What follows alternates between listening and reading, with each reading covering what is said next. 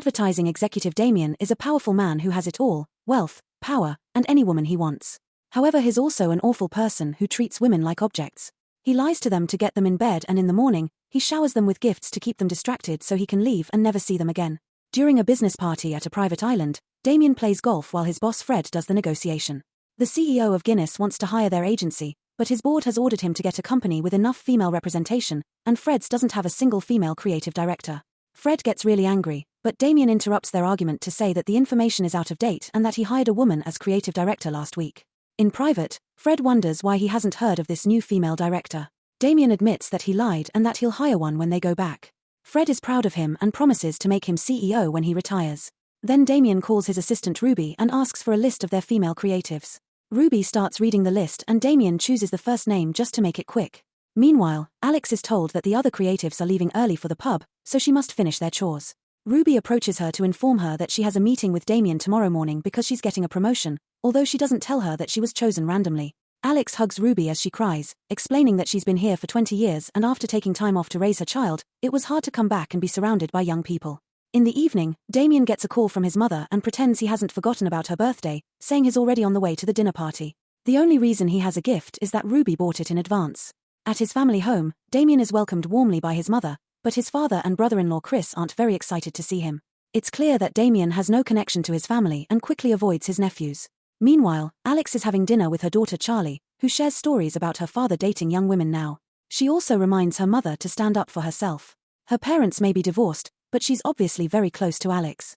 The next day, Alex finds Damien in the lobby and immediately talks to him. Since he recognizes her, he thinks she's a woman interested in him and chats with her just to flirt. Alex doesn't pick up on his double meanings and thinks they're talking about work.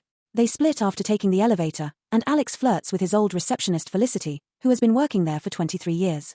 Once he reaches his office, Ruby brings Alex, who realizes that Damien doesn't know who she is.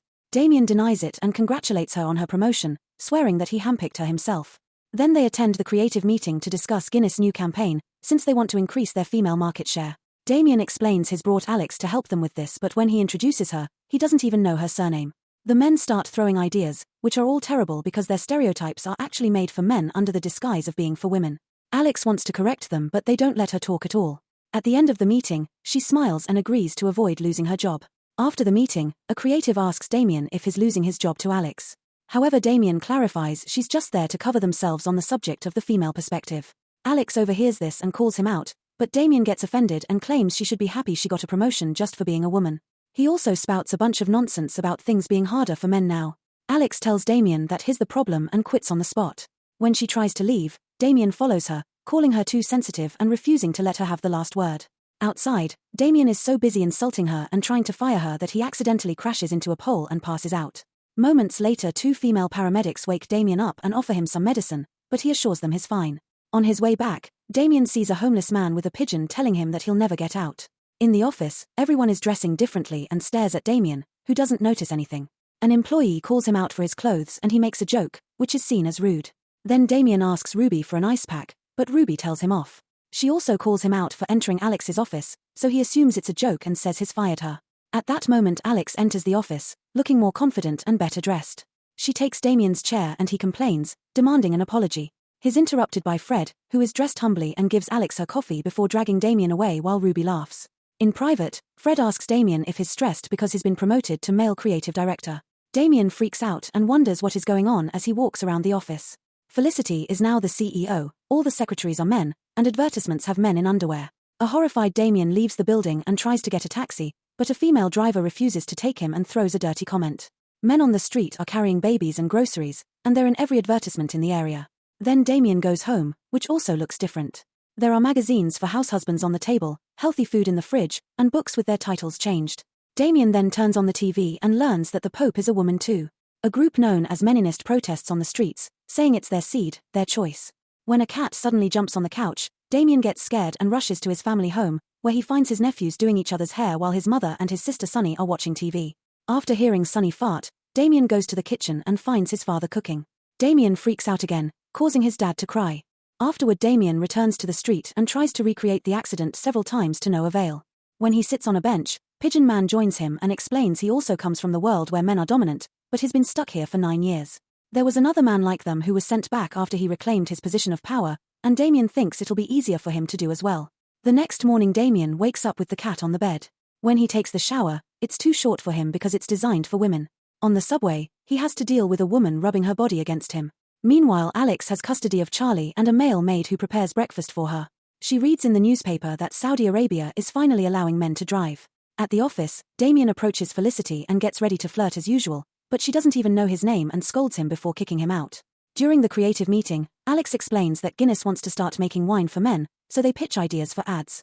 All the women say very offensive or stereotypical things about men and Damien is never heard. When he protests, Alex says he's being too sensitive and tells him he needs to get naughty with his hand because men get aggressive if they don't do it at least once a week. Alex also warns him that he'll be fired if he keeps being disruptive. In the evening, Alex and Felicity get a drink at the bar. They complain about the meninist movement before flirting with men much younger than them. Meanwhile, Damien asks Sunny how to get noticed and respected at the office, so she tells him he needs to look attractive and agrees to help him. The next day Chris takes Damien shopping and Sunny holds the bags while the men have fun. Chris tells Damien that not looking good means not receiving attention, but looking too good means not being taken seriously, so he must find the middle ground. He also insists that Damien must get special underwear that will make his bulge look bigger. At the salon, Damien agrees to get hair removal on his whole body but turns down the extension for his member. His hair gets dyed to get rid of the white and is given some look. For the next few days, Damien wakes up at 5 a.m. to exercise, eats healthy, wears beauty masks, and regularly grooms himself. Now whenever he goes out, women catcall him. When he returns to the office, even Alex compliments him. Damien tries flirting with Felicity again and this time it works, so she agrees to bring him to a business lunch with Guinness New Mail's CEO. During the meal, the women eat large amounts of meat and Damien forces himself to only ask for salad. The CEO informs the group that he wants to find a new advertising company because Alex's doesn't have experience with the mail market. Damien tries to reply, but Alex cuts him off to say that this man shouldn't be CEO and that Guinness received a harassment lawsuit, so they saved face by hiring a guy. Alex pretends she understands how hard it is for a man to be in charge and manages to convince the Guinness CEO to keep working with them. While they talk, Felicity touches Damien's thigh. After lunch, Felicity tells Damien to come to her house for dinner. Damien says yes, but then he rushes to Sunny's office and asks if he should get dirty with his boss in exchange for career advancement. Sunny says no, pointing out that it's illegal. Afterward he goes to the clinic to get an enlargement, which makes him walk funny. That night, Felicity is waiting for him in just a robe. They flirt a little before she makes him wear a costume.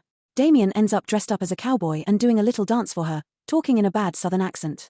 He feels humiliated, but Felicity loves it.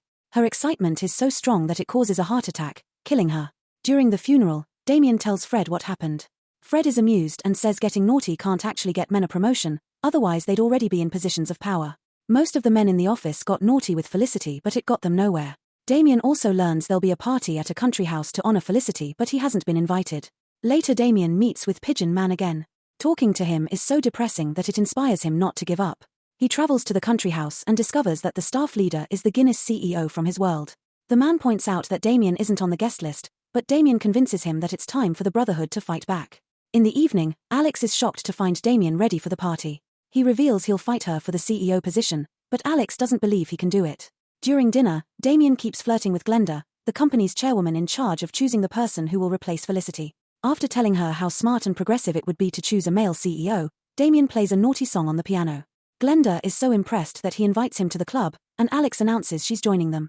At the club, the trio keeps ordering drinks and chugging glass after glass, no matter what kind of beverage they're served. Suddenly Glenda collapses and Damien worries he killed her too, but she just fell. They are so drunk that on the trip back, Alex and Damien actually get along.